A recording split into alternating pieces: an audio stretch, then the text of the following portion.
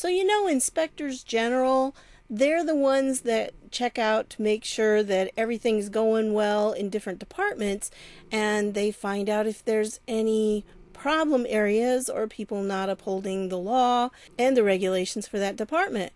Well, what happens when the IG goes bad? Well, I've got information on that. So stick with me, folks, and I'll be with you in a minute. Hey everybody, this is Deb with Truthification Chronicles, and we're going to start with Catherine Herridge here before we get into the other stuff about the IG. And she is talking about, at the Senate stakeout, Lindsey Graham told CBS News he still hasn't had access to the FBI analyst plus agent who, in January 2017, interviewed investigated Steele's primary source for the dossier.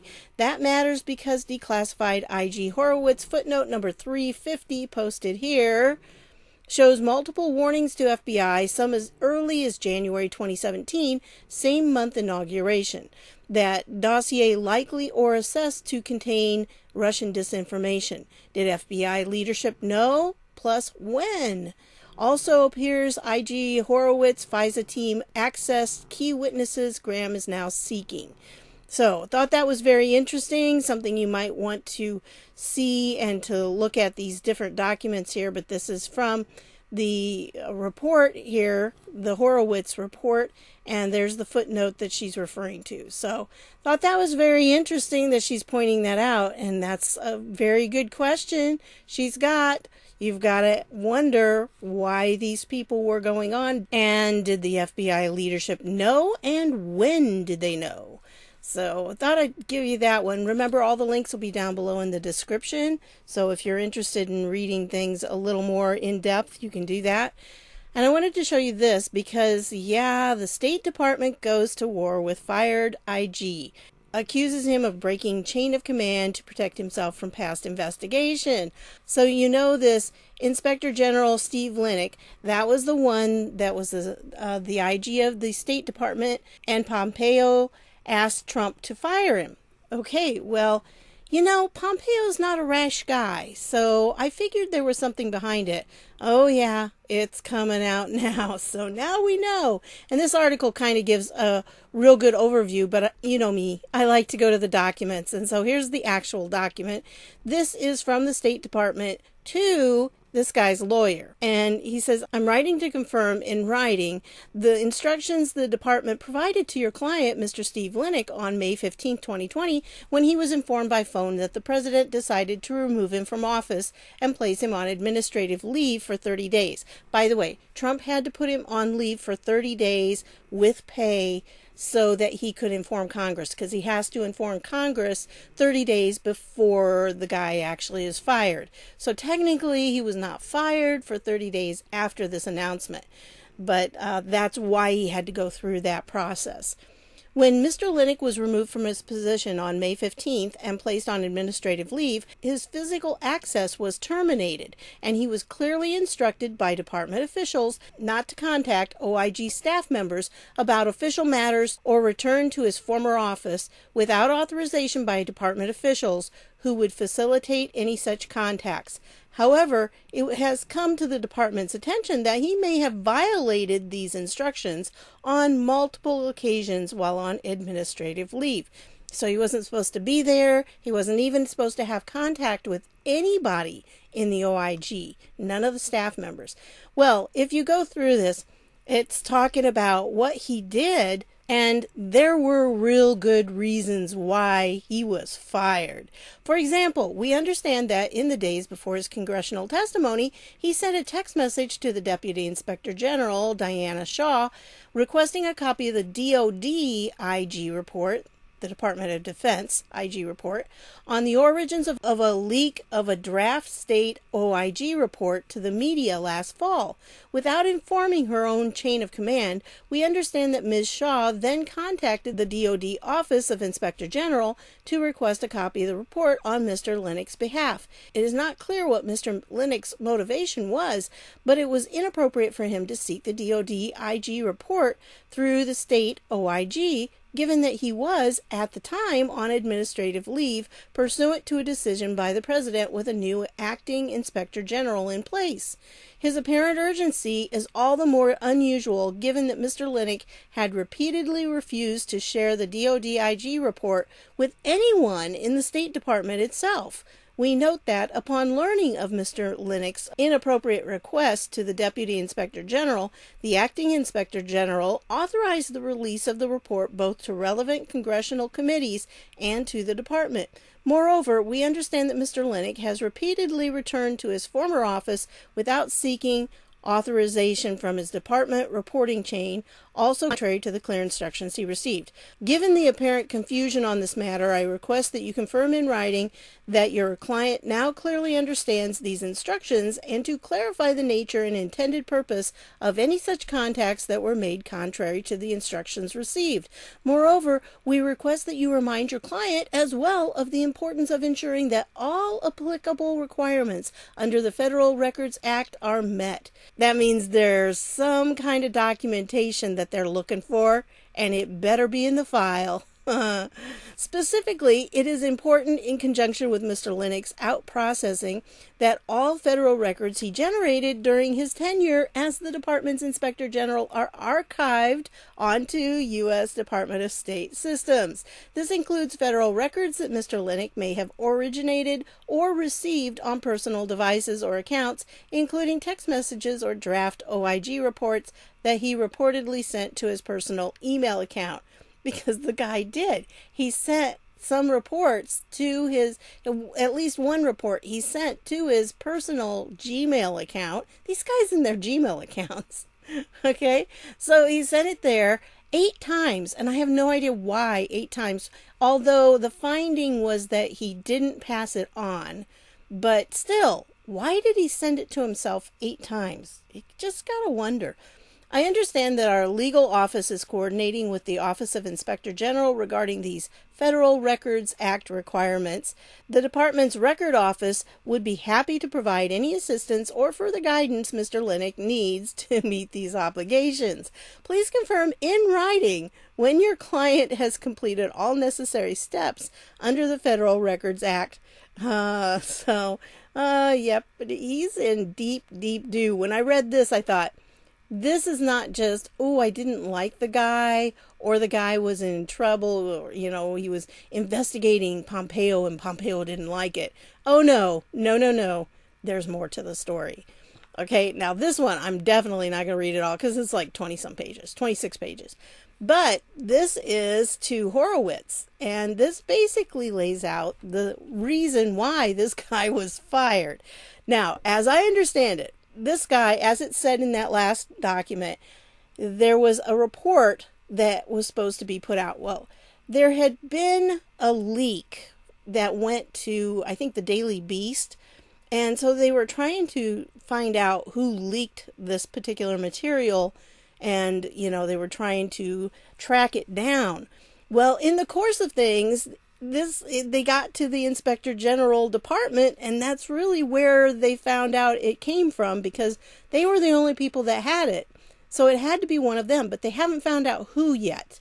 Okay, as far as this document right here, they're still looking. They haven't determined who the person was. They checked the emails of these people. They have not seen anything in their official email that would indicate that they had contact with the particular reporter in question. But somebody leaked it. Okay, that's for sure. Well, when they found out that it had been leaked, they told this guy, who was the Inspector General of the State Department, they said, you need to go to the CIGIE, which is this right here, the Council of the Inspectors General on Integrity and Efficiency. That's like their oversight organization. And they said, you need to go there, and they need to do an investigation into this to find out who on your staff leaked this. Well, old Stevie Boy, instead of doing that, he goes and finds one of his buddies in the Inspector General area, and he has him do it. Well, the problem was the buddy was somebody who was a fact witness, so there was no way he should have been running the investigation. And this Steve Linick guy was giving him a limited scope. So how convenient to be the person who is being investigated, and you get to set the limitations of the investigation, and you get to pick the person who is going to investigate you, who is also somebody who is your buddy. It's just, you can't make this stuff up. So that was the situation with this guy. And, of course, his buddy came back with this glowing report, and oh no, nobody leaked anything. Well, somebody had to, because there's no other way that reporter got it. So now I guess the CIGIE is going to be looking into it. And in this document, I tell you, this is a pretty thorough document, because it includes, at the end, it has letters that were sent back and forth. This particular letter right here is not really all that long, but these are the different things, potential conflict of interest and choice of investigator. You think? I mean, it's just limited investigation. Yeah, he limited the investigation, which, it's just not what you do, especially when you're the person being investigated. Of course, wouldn't that be nice? But that's not what you do. It says here, it is also unclear whether it was appropriate for Mr. Linick as a fact witness to the investigation to dictate the limited scope rather than a full scope, given the significance of the leak. It is hard to imagine that an OIG or a CIGIE would, in the course of its normal investigations, allow possible fact witnesses or interviewees to influence the scope of the investigation. Moreover, merely asking an interviewee if he or she directly transmitted the leaked documents and asking only about emails from official accounts would catch only the most blatant mishandling of information and would fail to uncover any person who disclosed the draft through an intermediary or sent the report from a personal email address. It's like, duh. But yeah, that's why he limited it, don't you think? So anyway, this guy, use and concealment of improper email practice. So that's where he sent the email, that document to himself, his Gmail account.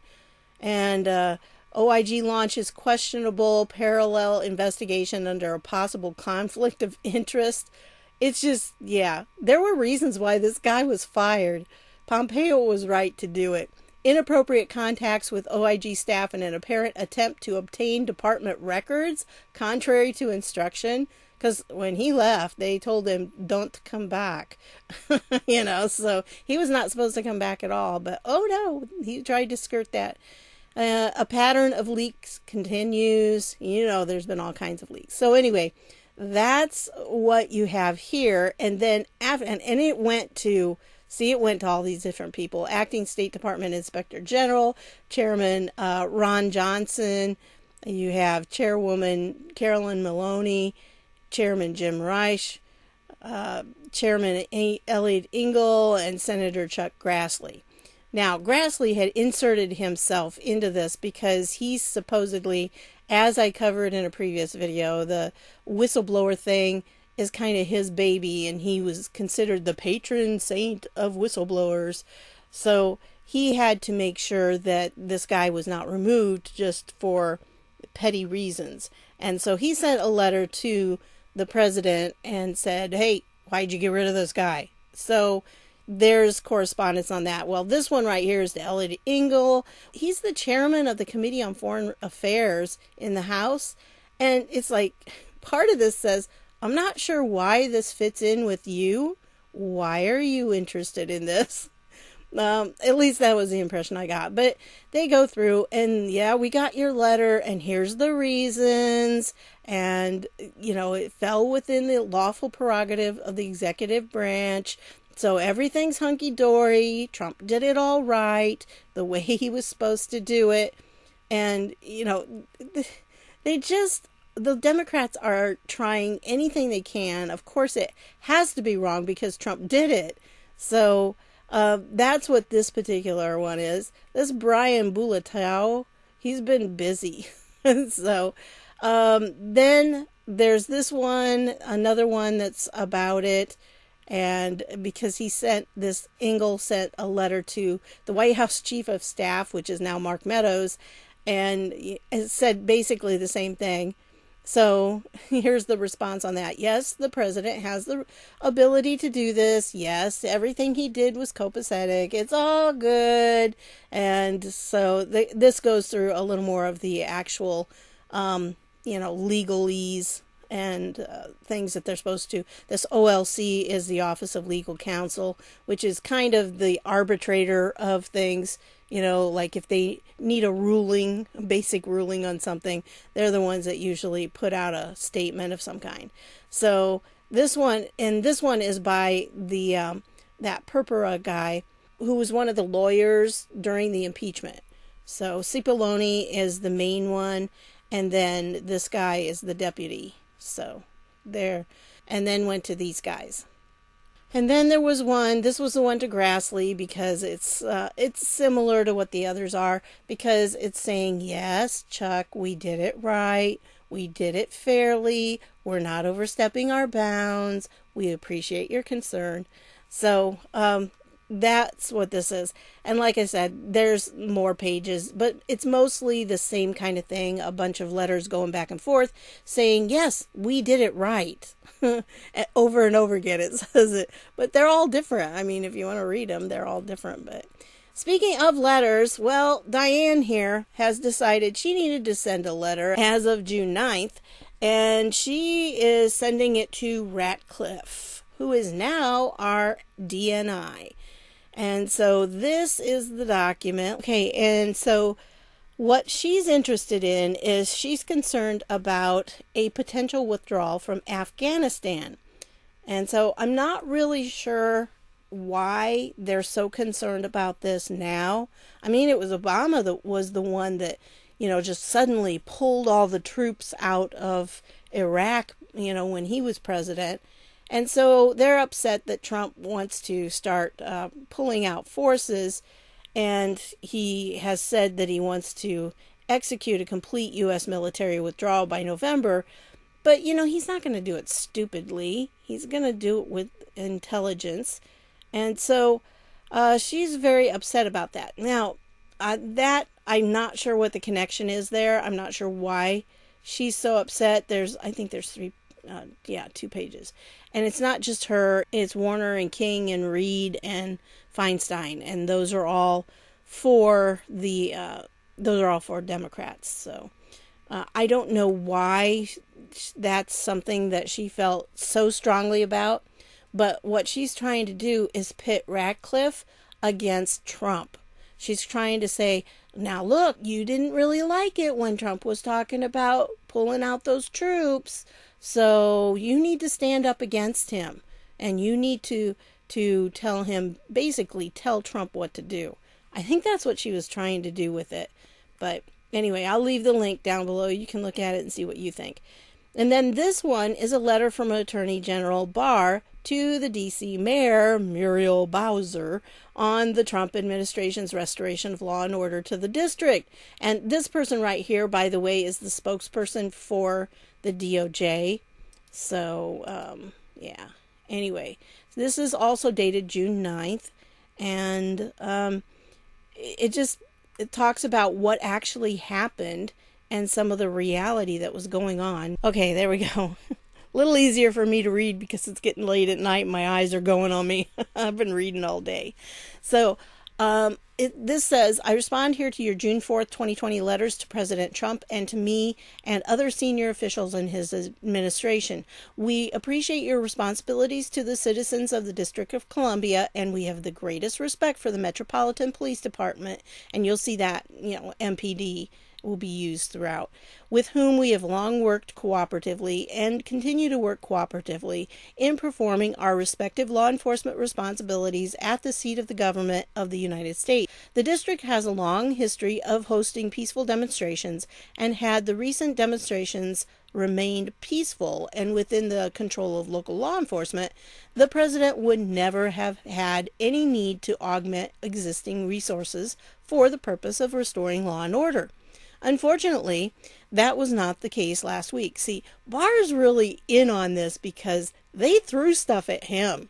So he was not happy with those protesters, and he's not going to let it slide when people are trying to say, oh, it was a peaceful protest. He's like, no, it wasn't. I was there. They threw things at me. So starting on Friday, May 29th, the district experienced days of violent rioting and looting that caused widespread damage, injured dozens of federal and MPD law enforcement officers, breached the Treasury Department annex, and threatened federal operations around the White House complex. This violence culminated Sunday, reportedly the most violent day of civil unrest in the district in 30 years, when rioters unearthed pavers from Lafayette Park to throw as projectiles against federal law enforcement agents, burned down a structure on federal property in Lafayette Park, and caused a fire in the basement of historic St. John's Church. As the rioters dispersed from the park, the violence continued, with rioters breaking into stores and looting small businesses throughout the city. The television footage of these events, viewed by people across the nation and around the world, conveyed the impression that the United States was on the brink of losing control of its capital city. Faced with the prospect of things continuing to get out of hand, the president requested that we immediately expand the resources available to operate in the district, including by working with the District of Columbia National Guard and with state officials to make their National Guard personnel available. This was a temporary response to an escalating security crisis. Our objectives were to ensure that the rioting would end, that federal government functions would continue, and that law and order in the nation's capital would be restored. Surely you understand that the president could not stand idly by when unrest at the seat of the federal government threatened the safety of federal law enforcement officers and the operations of the United States government. By the same token, now that federal and local law enforcement personnel, assisted by the citizen soldiers of the National Guard, have successfully stemmed further rioting, the president has made clear that our response should be adjusted accordingly. We are pleased that, thanks to our collective efforts, we have restored law and order for the people of this city, including those law-abiding citizens who have been participating in peaceful demonstrations.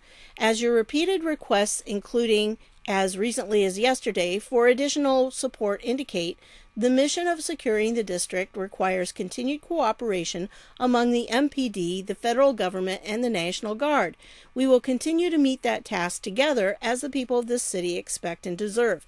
I can assure you that all of the federal and National Guard personnel operating within the district have been doing so consistent with authorities provided under federal law and the law of the District of Columbia. We have deployed personnel from the major law enforcement components of the Department of Justice, including the Federal Bureau of Investigation, the Bureau of Alcohol, Tobacco, Firearms, and Explosives, the Drug Enforcement Administration, the Bureau of Prisons, and the U.S. Marshals Service. So, see, they weren't just bringing in military or National Guard. He's got all these different organizations that all fall under the executive branch that he was calling on. I think it's brilliant, actually. And the U.S. Marshals Service, USMS, we're going to see later on. Each of these agencies acts within the scope of its federal authorities, and where useful and appropriate, we have assigned additional duties to the agencies to assist in the enforcement of federal law. For instance, we have assigned additional law enforcement responsibility to DEA under 21 U.S.C. Section 878A5, and USMS has deputized officers from the Department of Homeland Security and from BOP, including its Special Operations Response Teams, to assist in the enforcement of federal law. And there's the U.S. Code for that. The federal response has also benefited from the assistance of the D.C. National Guard and National Guard units from other states. The D.C. National Guard has been operating pursuant to the request of a number of responsible officials, including a request from the U.S. Park Police and a joint request of the U.S. Marshal for the Superior Court of the District of Columbia and the Chief Deputy United States Marshal, District of Columbia. So in other words, he's setting down, these are the reasons, and this is the legal precedent. This is what we have. So, yeah, we did it all right, hun. There's nothing to complain about. So, anyway, and then it goes on and it just talks about that they have not been going after peaceful protesters. That's not who they're focusing on. They're just trying to keep things quiet and not have all the looting and all the rioting and people getting hurt. So, that was by Barr. And then it's just this last page. And, here it is. Let me assure you that the president shares your interest in returning to a situation where such additional forces are unnecessary to maintain law and order in the district. Indeed, on Sunday, the president directed the National Guard personnel from other states to begin their withdrawal. We support the right of demonstrators to exercise their First Amendment rights peacefully, and we are pleased that, since the deployment of these additional personnel, there has not been any widespread rioting or looting in the district. We will continue to work closely with the MPD in coordinating our activities in the district, and we look forward to the full return of normal operations within the district. So yeah, he's not going to let her get away with that. She's been causing him a lot of problems, but he's saying, nope, here's the real situation, and we did what was right. We had the legal precedent to do it. I tell you, they are really being very careful about what they can do legally, and they are staying within the bounds because they know if they step out of line, they're going to have people going after them. Well, speaking of stepping out of line, Josh Hawley here has something to say to AG Barr, and he says, in the past few weeks, state officials across the country have blatantly violated the free exercise and free speech rights of religious Americans. Under the First Amendment, state officials must not treat religious persons and groups worse than others, and they must not favor one kind of speech over another. State officials have violated the free speech and free exercise rights of religious Americans by treating religious gatherings and speech differently than the speech and mass gatherings of protests. I urge you to launch a full civil rights investigation. As our Constitution allows, Americans have the right to peaceably protest. Millions of people are rightly angry about the death of George Floyd, and they should be able to protest peacefully. At the same time, state officials must not use their support for this protest to infringe the free exercise and free speech rights of religious Americans. Yet that is happening across the nation. The First Amendment prohibits state officials from treating religious individuals and groups worse than others. 2 weeks ago, in a 5-4 decision, the Supreme Court denied relief to a California church.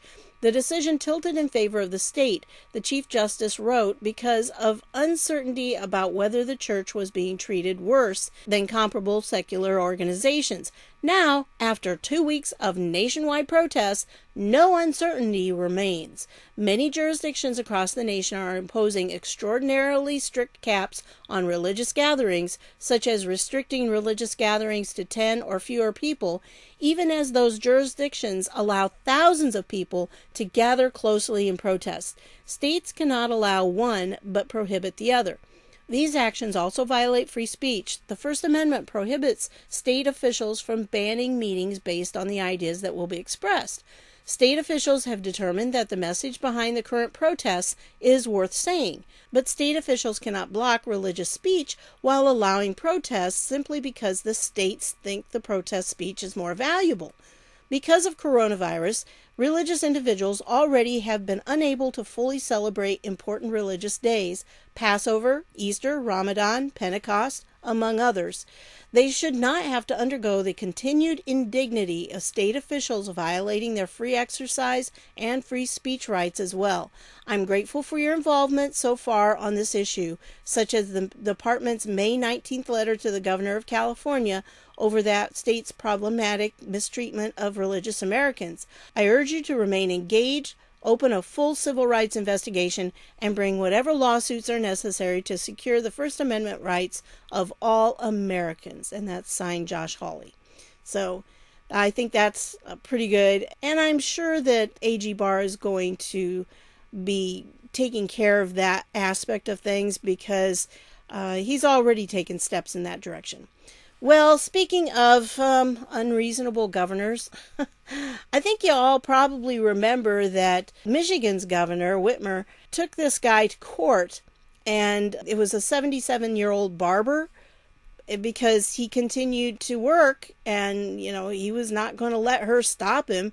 Well, this is a win for the barber because the circuit court judge issued an order today on June 5th, 2020. The Michigan Supreme Court issued an order vacating the May 29th, 2020 preliminary injunction order. On its own motion, the court sets aside its June 4th, 2020 order to show cause. It is no longer appropriate for plaintiff to seek to compel defendant to comply with a non-existent injunction. So the Attorney General had sought to impose a $7,500 fine to be imposed for the unlawful operation of his barbershop on June 1st, and they were seeking a daily fine of $7,500. Can you imagine? Oh man, your barbers don't make all that much. I just can't imagine that they would try to do this to a 77-year-old man, but they did. Meanwhile, Whitmer's Michigan Department of Health and Human Services was seeking a $5,000 penalty. Maki said last week he would close his shop if Whitmer resigned. I don't have any intentions of being bullied. I really don't mind her being governor, but when Whitmer starts this ruling stuff, then I take exception to that. And it's not part of our Constitution. It shows her immaturity as a leader, not being able to govern, instead having to rely on police state tactics in order to get her agenda taken care of. And she had his license suspended, and I think he got that back. But, just crazy stuff this woman's doing. But guess what? When it came to the protests, where was she? Oh, she was right out there in it. Now, you may not recall, but when the protesters were out there to try to get their state opened up, she went ballistic about it. Oh, no, everybody's going to get sick, and y'all are, forcing me to keep it closed for longer. And, yeah, she's the one that, she said it so you could go into a store, like a Walmart or whatever, but you couldn't buy seeds. You couldn't buy certain items that she deemed not important. And then her husband, they weren't supposed to take a boat out that had a motor. You could take a boat out if it didn't have a motor, but you couldn't take one out if it had a motor. And so her husband wanted to take their boat out and it had a motor. But that's okay because, his wife's governor. So she's been under a lot of attack, really, from her own people. And guess what? They had a petition to recall her, and guess what? She blocked it at first, and then they turned it around, and all of a sudden it's like, oh, guess what? Yes, they can have it. So now, if you live in Michigan, you need to sign it, because it starts July 1st, actually, is when they're going to start getting the signatures, and they need like over 1 million signatures. So it's going to be up to the people of Michigan at this point how badly they want her out. And so it's your chance. You can vote to recall her. And I think, that's a good, here it is, 1,062,647. So they have to get those signatures in a 60-day window. So that's what they're going to be doing. So go for it. I hope they can do it, because that would be interesting. I hear a lot about her just because, it's just the state north of us. So we hear a lot about it. And then I wanted to show you this because you may not realize this, but Rosenstein is actually being investigated. And you may have missed this as things have come out over time. But yes, former Deputy Attorney General Rod Rosenstein is being investigated. His testimonies didn't really match, but apparently there are emails and known briefings that he received that counter his testimonies of what he knew and when and what he did. And then Rasmussen reports says, yep, all of whom were government employees connected to a special multi-agency federal government task force based in Baltimore, Maryland, were ordered by defendant Rosenstein to conduct home computer surveillance on Attkisson and other U.S. citizens. And here's a link. Well, this is something that I've pointed out before in previous video, that Sheryl Attkisson is going after him because she was spied on. And she's not too happy about it, and she shouldn't be, but she was one of several different reporters that were being attacked, and they were being spied on. So she says she's the plaintiff, and these are the defendants: Rod Rosenstein, Sean Henry, who was in the FBI, and then he quit and he started working. I think he's the CEO of CrowdStrike. He works for CrowdStrike, but I can't remember if he's the CEO or president or something like that. And then Sean Wesley Bridges, Robert Clark, Ryan White, and unknown named agents 1 to 50 of the Department of Justice in their individual capacities. Well, if you go through this, she goes through, and her case is about they were spying on her and they got her information. Now, let me go down here. This Leslie Swadzikowski, an attorney, headed up the FBI's electronic surveillance technology section. He says that a colleague asked him for help in examining Attkisson's computer in late 2012. Swadzikowski says a forensics exam conducted by a technician with expertise in government surveillance tools confirmed that spyware proprietary to a federal agency was found in Attkisson's computer. Swadzikowski says he and his colleagues were shocked and outraged to learn the government was spying on a journalist. I personally could not imagine that something like this could ever happen in the United States of America. Swadzikowski said, according to the forensics, the remote intruders had full access to Attkisson's computer files, photographs, and internet activities. The surveillance allegedly included a keystroke monitoring program, exfiltration of Attkisson's files, and listening in on her audio through Skype. So, slime. And that's why she's taking them to court, because it was wrong. They can't do that without a warrant. A legitimate warrant. So she documents, if you kind of keep with her site, she has several different posts. This one was, I think, at the beginning of January, like January 9th or 10th, I think is when she wrote this one. The date's on there. It's clear at the bottom, though. So you can kind of check out the rest of her site, and I'm sure you can find more on it because she's been keeping track and letting people know what's going on. She actually has a link somewhere to the document itself. And then I wanted to give you this information in case you missed it. Tara Reade has credibly accused Joe Biden and now has 8 pieces of corroboration to back up her allegation. She has 8 witnesses. So there's the article there from Breitbart. And yeah, she has 8. And so she does have some people that are going to support what she's saying. Let's just see what the left does with it, because right now you haven't heard much about it, that's for sure. And then this is kind of interesting because Chanel Rion, who is from OAN, was on this Patriots Soapbox. And this is what she had to say. And I don't know how closely you follow this, but I have a lot of people were asking me to ask you, if you do get the opportunity to ask Kaylee a question next press briefing, courtesy of the Patriots Soapbox, would you ask the Q question? You mean who is Q? Yes. I have no comment on Q or Q's identity, but this is something that Q is Q anonymous for a reason. For a very good reason, and I think that people need to respect that. And if that's something that needs to be brought up by Q. If they want to stay anonymous, they should stay anonymous, and if they want to reveal themselves, they should reveal themselves.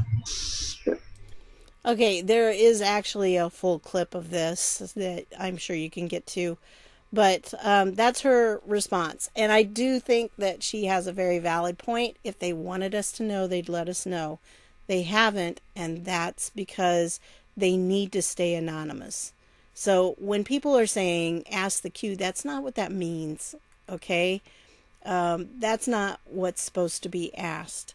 And it needs to be asked. When it is asked, it has to be asked to POTUS, not to anybody else, not to a press secretary. The only person that can answer the question is going to be President Trump, because he's the one who's going to have to validate it. It's not going to be able to be validated by anyone else but him. And when the time is right, he may do that. But right now, the time's not right. Okay? There's a lot of work still left to do. And so, it's not time to dox him. And I have some ideas about who I think is on the team, but, you know, everybody does. We have speculations, and that's okay.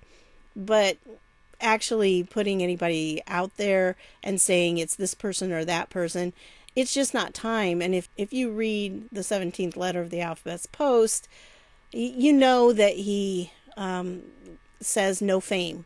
It's not about fame. It's not about who they are. It doesn't matter really who they are, as long as the information gets out and people can see what the real truth was. And now we're seeing it unfold in front of our eyes. And then the last thing I want to leave you with is this, because, yeah, this is a lady, let's see. The Indiana primary. Now, police affidavit says Reade sent the applications out between April 15th and May 2nd. Yeah, she sent out a bunch of, like hundreds of extra primary ballots. And this is in Indiana. So, deep do and bad stuff. I think that's kind of interesting. It's really odd. I went to the Indiana election site, the election results site, because I thought I'd check the primaries and see just how many votes President Trump ended up getting. And very interestingly, there are several counties in Indiana that still have not reported any results. 0, according to the Indiana website. But then if you go to like the Politico site, it has different numbers. And if you go to the Fox News site, it has different numbers. So things are still up in the air. There were a lot of ballots that were mail-in ballots this time, so I think they're still counting them. And then, you know, I don't know what else there is, really. But most of them that haven't come in are actually Democrat areas. And that's not unusual because they're usually the last ones to report. Maybe that's because of their organizational skills that we saw very clearly in Iowa. So anyway, but that's what I've got for you on this one. I want to thank you for stopping by, and I'll see y'all later.